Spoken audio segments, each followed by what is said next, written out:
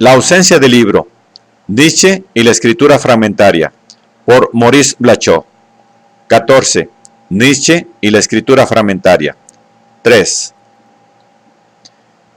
El habla como fragmento tiene relación con el hecho de que el hombre desaparezca, hecho mucho más enigmático de lo que se piensa, puesto que el hombre es en cierta forma eterno e indestructible, y, siendo indestructible, desaparece. Indestructible, desaparición. Y también esa relación es enigmática. Puede, en últimas, comprenderse. Esto se entiende inclusive con una especie de evidencia, que lo que habla en el nuevo lenguaje de la ruptura solo habla por la espera, el anuncio de la desaparición indestructible.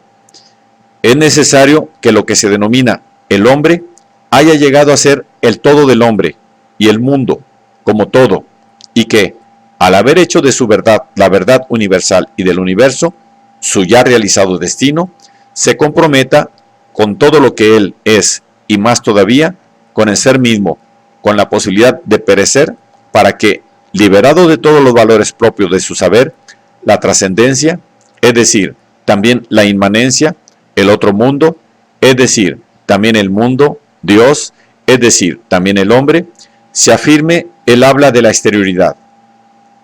Lo que se dice fuera del todo y fuera del lenguaje en cuanto lenguaje, lenguaje de la conciencia y de la interioridad actuante, dice el todo y el todo del lenguaje. Que el hombre desaparezca no es nada, es solo un desastre a nuestra medida. El pensamiento puede soportarlo. Que la idea de verdad y todos los valores posibles, la posibilidad misma de los valores, que la idea de verdad y todos los valores posibles, la posibilidad misma de los valores dejen de tener curso y sean arrastrados como de pasada por un ligero movimiento, parece que es algo a lo que es posible acostumbrarse e inclusive de lo que sería posible alegrarse. El pensamiento es también ese ligero movimiento que se arranca de los orígenes.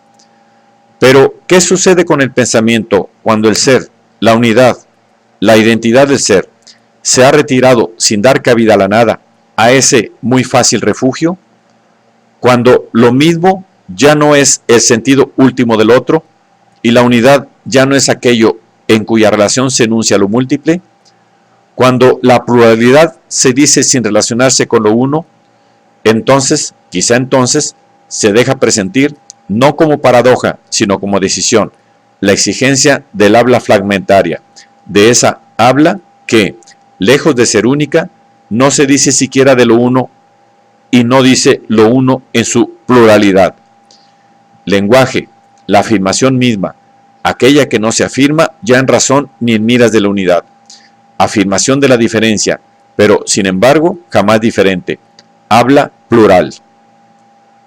La pluralidad del habla plural, habla intermitente, discontinua, que, sin ser insignificante, no habla en razón de su poder de significar ni de representar. Lo que en ella habla no es la significación, la posibilidad de dar sentido o de retirarlo, aunque fuese un sentido múltiple. Ello nos lleva a pretender, quizá muy apresuradamente, que esa habla se designa a partir de lo intermedio, que está como en facción alrededor de un punto de divergencia, espacio de la dislocación, que esa habla busca rodear, pero que siempre la discierne, apartándola de sí misma, identificándola con esa separación, imperceptible diferencia en donde vuelve a sí misma idéntica, no idéntica.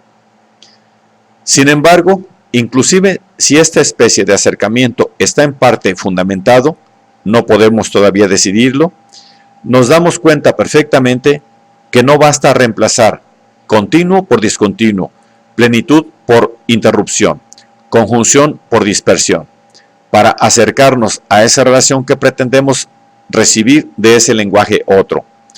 O, más precisamente, la discontinuidad no es el simple inverso de lo continuo, o, como ocurre en la dialéctica, un momento del desarrollo coherente. La discontinuidad o la detención de la intermitencia no detiene el devenir, sino que, por el contrario, lo provoca o lo llama en el enigma que le es propio. Tal es la gran conversión que el pensamiento realiza con Nietzsche. El devenir no es la fluidez de una duración infinita, bergsoniana, o la movilidad de un movimiento interminable. La partición, la división de Dionisios, tal es el primer saber, la experiencia oscura en donde el devenir se descubre en relación con lo discontinuo y como juego de éste. Y la fragmentación del Dios no es el renunciamiento atrevido a la unidad, o la unidad que permanece unida al pluralizarse. La fragmentación es el Dios mismo, aquello que no tiene ninguna relación con un centro, no soporta ninguna referencia originaria, y que, por consiguiente, el pensamiento de lo mismo y de lo otro, el de la teología, lo mismo que el de todas las formas de saber humano o dialéctico, no podría acoger sin falsear. El hombre desaparece, es una afirmación, pero esa afirmación se desdobla inmediatamente en pregunta. ¿El hombre desaparece? Y lo que en él desaparece, la desaparición que él lleva consigo y que lo lleva, libera el saber, libera el lenguaje de las formas, de las estructuras o de las finalidades que definen el espacio de nuestra cultura. En Nietzsche la respuesta se precipita con una decisión casi terrible y también, sin embargo, se retiene, permanece en suspenso. Esto se traduce de muchas maneras y en primer lugar por una ambigüedad filosófica de expresión. Cuando, por ejemplo, él dice, el hombre es algo que debe ser rebasado, el hombre debe estar más allá del hombre, o, en una forma más sorprendente, Zaratustra mismo debe rebasarse, o inclusive habla del nihilismo vencido por el nihilismo, de lo ideal arruinado por lo ideal. Cuando él hace esas afirmaciones, es casi inevitable que esa exigencia de rebasamiento, ese uso de la contradicción y de la negación para una afirmación que mantiene lo que suprime al desarrollarlo, nos vuelva a situar en el horizonte del discurso dialéctico. De allí tendría que concluirse que Nietzsche, lejos de rebajar al hombre, lo exalta todavía más, dándole por tarea su realización verdadera.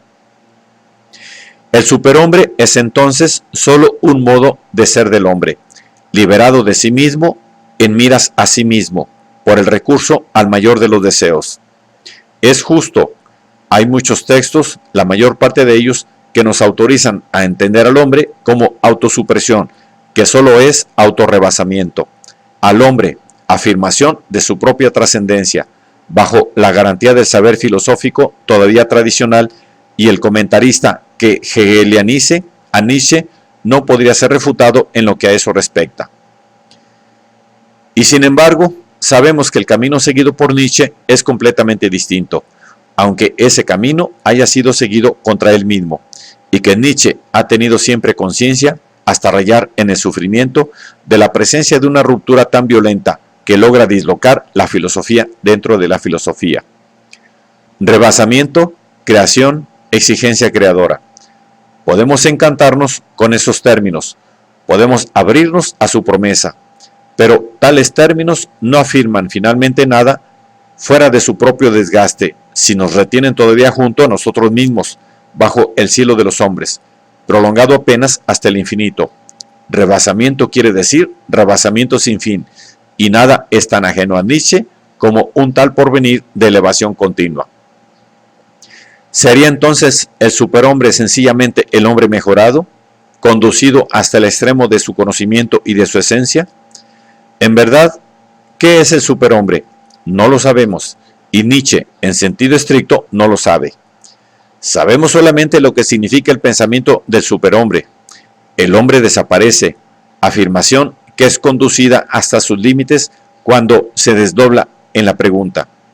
¿El hombre desaparece?